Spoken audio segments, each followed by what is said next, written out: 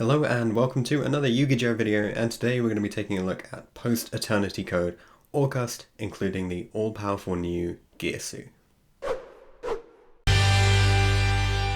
Hello everyone, so quarantine is now in full effect, as we say, which means we may as well just skip past all of the kerfuffle of the rest of this sort of TCG season and dive right into what's going to be happening later on, and certainly in the start of next season, when Eternity Code gets released and we get access to these lovely new cards, the Mekk-Knight Orcust Girsu being the most important one, I think. So this is actually a pure going second build, and you'll see why there are certain card choices in it as a result of that. Well, let's kick things off by looking at the starters, and there are quite a lot for this deck. So 3 copies of Mekk-Knight Orcust Girsu, the brand new starter card for the deck. This card is really insane. When it's a normal or special summon, it sends an Orcust or a World Legacy card from the deck to the graveyard, and then if there are 2 or more cards in this card's column, it's treated as a tuner. So that's already awesome. It means you're one step closer to having a Halqifibrax or Nidofiber. And then if you control no other monsters, you can special summon a World Legacy token, which is a level 1 Dark Machine with 0/0 stats to both players' fields in defense position. You can only use each effect once per turn. This is really nuts. So if you normal summon this and it gets hit by an Ash Blossom on the send effect, you still get to special summon that token. This card is an Orcust card, and so you can turn that token into a Link Rebo and then go straight into a Galatea of this singular card, which is kind of absurd. And because it's a Mekk-Knight, we get to play a bunch more starter cards. So alongside the Girsu, triple Purple Nightfall and triple Blue Sky. Apologies for the proxies here, but unfortunately we are in, as I say, the state of lockdown. It's not actually possible to trade into the rest of the cards for this build, so you can see a few proxies here and there. But Purple Nightfall searches for any of your Mekk-Knight cards by banishing itself or another Mekk-Knight, and Blue Sky searches for Mekk-Knight cards with names up to the number of other equal to the number of your opponent's cards in this card's column. So if there are 2 opponent's cards and you summon this, you can search both of these. If there's just 1, you either search the Nightfall or the Girsu, depending on what situation you're in. But that's 9 starter cards from the Mekk-Knight engine, and then 3 more starter cards from the Scrap engine with Scrap Recycler, so 12 normal summon, 12 monster-based starter cards within this deck. Means that it's very, very consistent. You are playing to go second, so these will always resolve, and you should be pretty much fine to get into your combos from there. So that's it for the starters. Let's move on to the sort of engine requirements, or engine pieces, I guess. So 1 Jet Synchron, this is for the Scrap combos, and it goes alongside the Scrap Golem. And then for all of the Orcust plays and also the Lib play, there's the World Wand. So there is like a proper blown out go first combo that's circulating the internet, based around sort of this Scrap engine, where you use your Scrap Recycler to send 1, you go into your Wyvern and you get to do loads of funky stuff. You end with a pretty decent board with an Apollo and a Dragon Buster underneath your one of your Link guys, but the problem with that is that it just loses to pretty much every hand trap in the world, and this is a going second list, so you don't really want to play into all of that. And I'm actually debating taking up the Golem because I don't think it has so much applicability within this particular build. But these are your proper bricks, even though Jet Synchron is itself a starter card. These 2 just do nothing in the hand. And there's not an awful lot you can play around with to get around that too much in this build. And then for the rest of these sort of engine pieces, so there's the Orcust engine as well, so double Nightmare, 1 Bombard, 1 Skeleton, 1 Babel, 1 Return, and 1 Crescendo. So this is the minimum Orcust package you can play.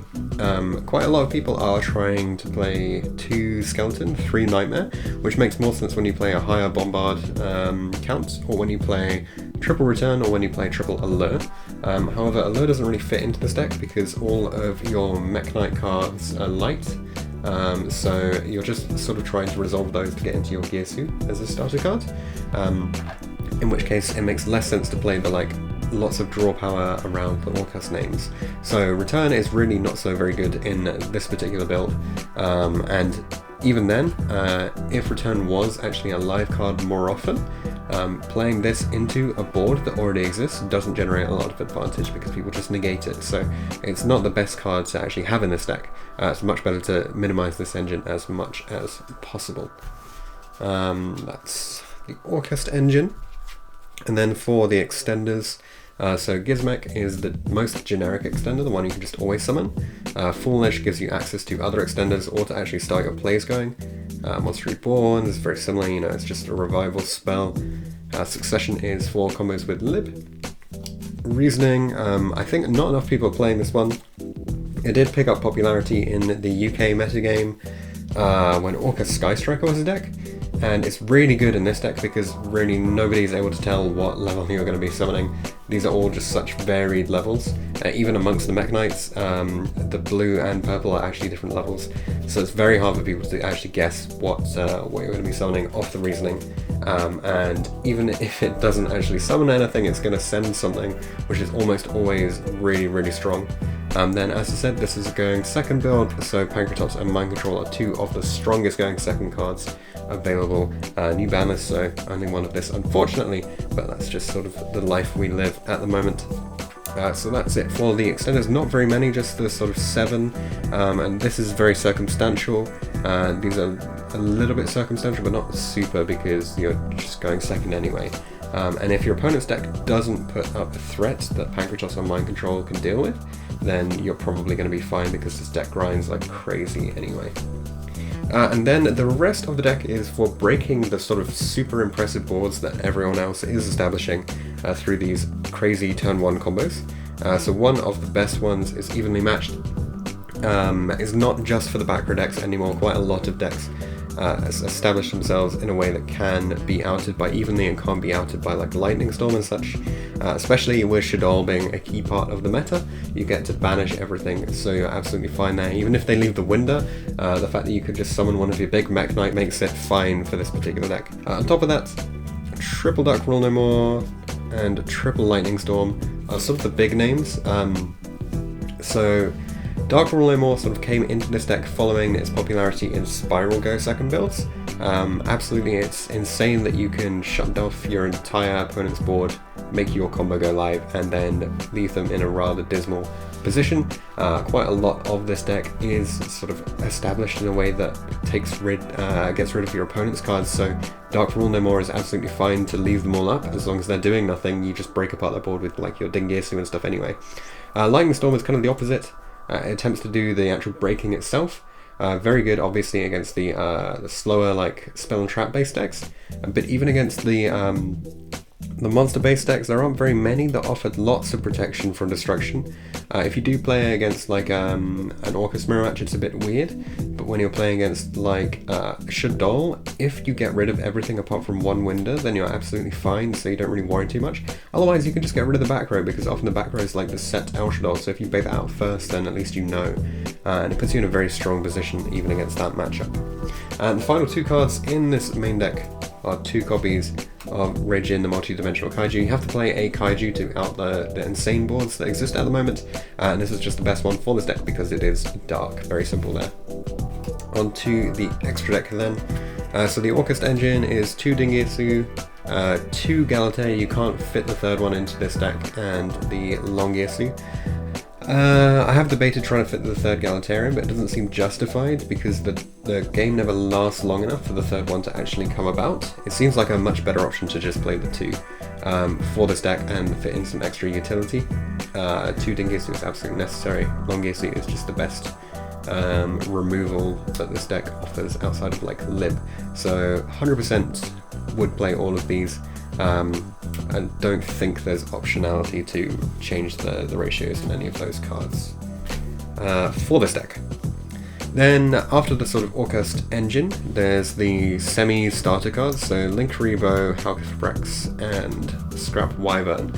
So these all allow your plays to go through even if you're in an awkward situation. You can make this guy with just a single Girsu, which is really crazy, and then this can summon out like the Bombard if you need to get your Bombard out of the deck. Otherwise you can get the Jet Synchron and just link up from there. Obviously Link Rebo turns your token into a monster, an effect monster as you said, and then the Scrap Wyvern for the scrap combos as you all know already. For removal there's Phoenix, Unicorn, and Lib. So Lib is the new removal card that we got in Dual Overload. It can only be link summoned while you have a World Legacy card in your graveyard, which is fine because your Girsu can actually send the wand anyway, and you can only use each of the following effects of Lib once per turn. During your main phase you can set one World Legacy spell trap from your deck, but it cannot be activated this turn while you have no World Legacy monsters in your graveyard. That's fine. You put the wand in the grave, you set your succession, and then you just use your succession to summon to this arrow or this arrow depending on which combo you're playing. Yeah, and then if this link summon card is sent to the graveyard as a link material, you can shuffle one card on the field into the deck. That is a non-targeting shuffle, and it's really absurd how you can break apart boards with this card on top of everything else here. Just this and Girsu is like the most generic accessible removal ever. And then for the like end board cards, so when you're doing an end board that isn't killing your opponent, you've got the IP, which allows you to go into your Zeraboros or your Appaloosa depending on what combo you're doing. Very, very good. This is for the scrap combo. This is the one that comes up the most because it's so easy to access. And the fact that you can back this up with your Masquerena means that things like Construct can't get over this, which is really crazy. And then the final finisher is the Boros Dragon for when you need to do those OTKs. So that is it for the deck itself. We're just going to run through some very quick combos.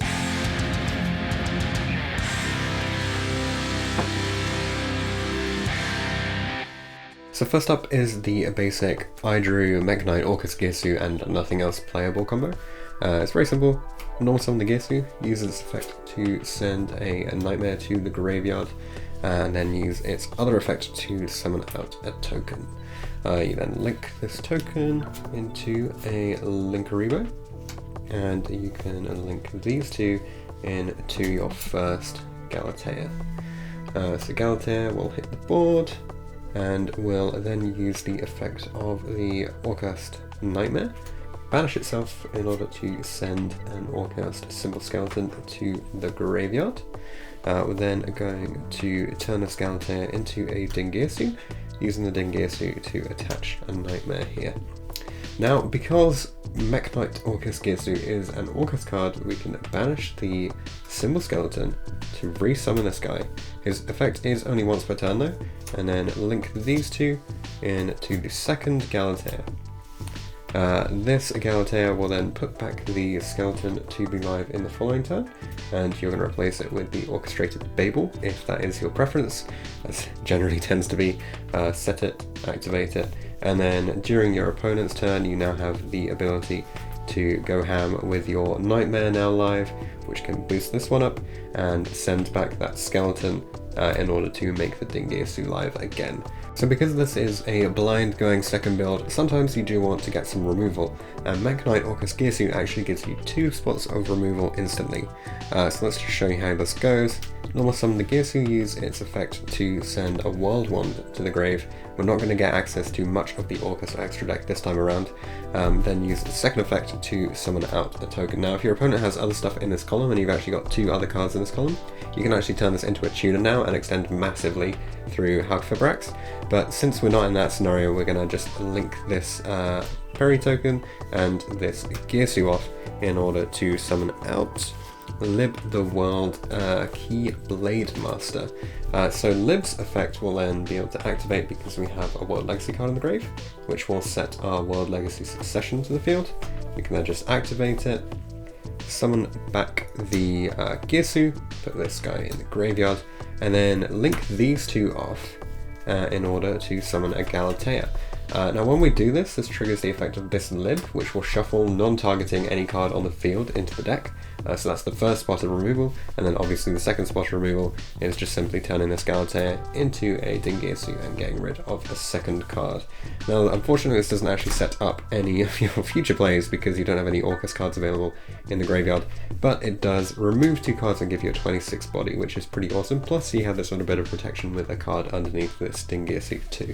Girsu isn't the only starter in the deck, and while it is the one that you're most likely to see thanks to the Mekk-Knight engine, Scrap Recycler can be extremely strong as a going first opening if you are forced to go first.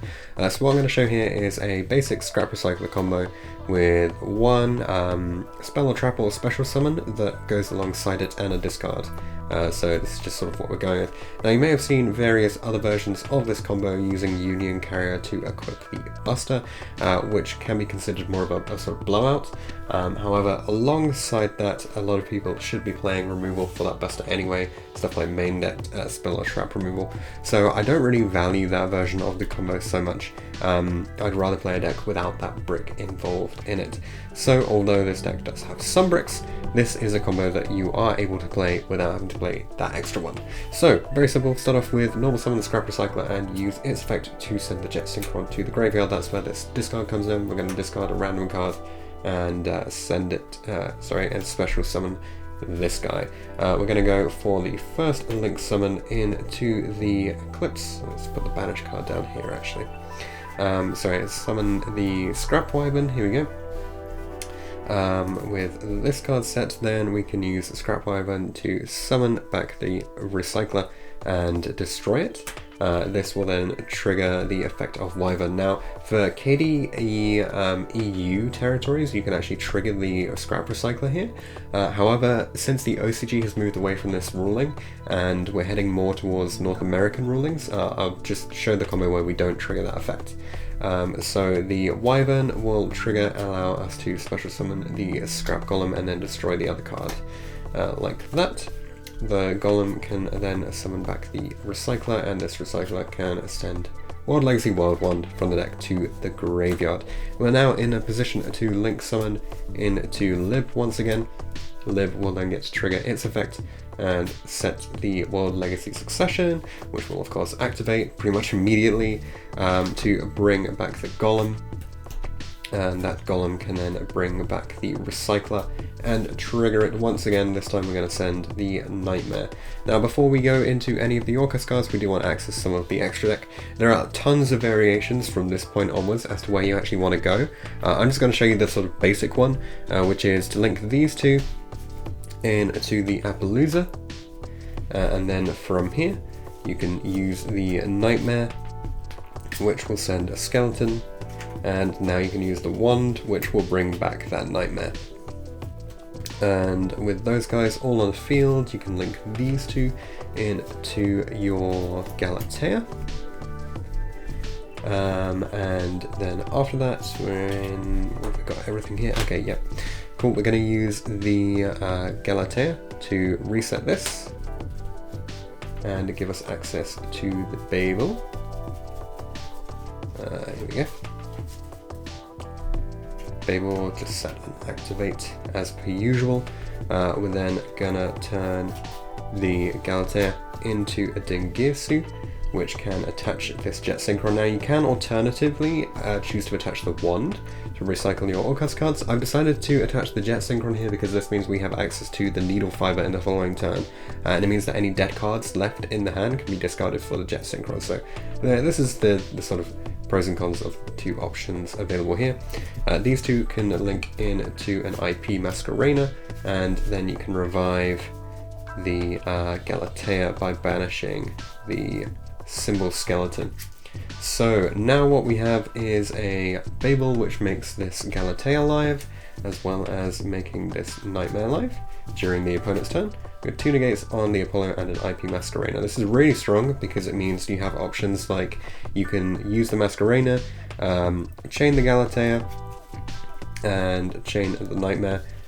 Do things like banish this, put this back, send it, link these two into something crazy, or like a unicorn or something, and then you still have your Skeleton live to revive your Girsu if you want to, and you get that set off the Galatea as well. So there's tons of cool stuff you can do, but your end board will look something like this, and the unicorn goes back. So yeah, pretty awesome what you can actually do from this stage going forwards.